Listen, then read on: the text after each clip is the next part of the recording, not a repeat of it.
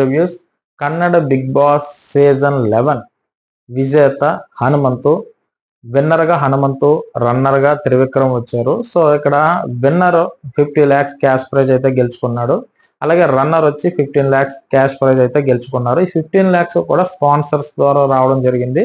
So మన Telugu big boss లో అయితే కనుక టాప్ 5 లో ఉన్న వాళ్ళకి పెద్దగా బెనిఫిట్స్ ఏమి రాలేదు.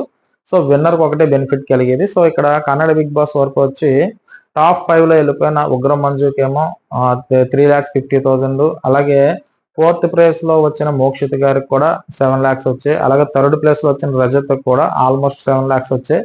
అలాగే రన్నర్ అప్ కి 15 lakhs వచ్చాయి. అలాగే విజేతకు వచ్చి 50 lakhs వచ్చాయి. సో ఏ విధంగా చూసుకున్నా కూడా టాప్ 5 లోకి వచ్చిన వాళ్ళకి బెనిఫిట్స్ అయితే కలిగాయి. సో మన తెలుగు బిగ్ బాస్ లో ఉన్న వాళ్ళకి కూడా నెక్స్ట్ సీజన్ నుంచి అయినా ఇటువంటి బెనిఫిట్స్ ఉంటే బాగుంటాయని నాకు అనిపించింది. మీకు అలాగే ఏమన్నా ఎవరికన్నా అనిపించింటే కింద కామెంట్ చేయండి. కన్నడ బిగ్ బాస్ సంబంధించి విజేతగా అయితే మాత్రం హనుమంతు గెలుచుకున్నాడు. So Hanumanthu wild card entry ద్వారా వచ్చాడండి. సో వైల్డ్ కార్డ్ ఎంట్రీ ద్వారా వచ్చి మరి కప్పు గెలుచుకోవడం అంటే మామూలు విషయం కాదు. సో ఓటింగ్ కూడా బాగా పడింది. 53% ఓటింగ్ తో ముందుకు వచ్చాడు ఆయన.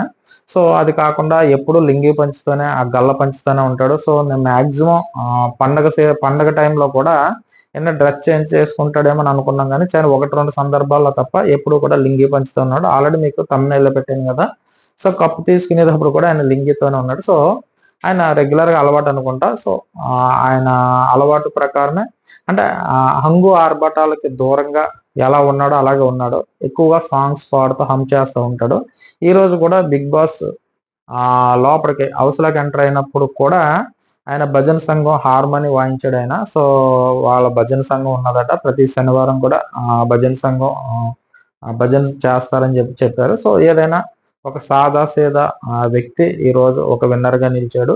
సో నాకు తెలిసి అంటే చాలా కింద స్థాయి నుంచి వచ్చాడు అనమాట ఆయన.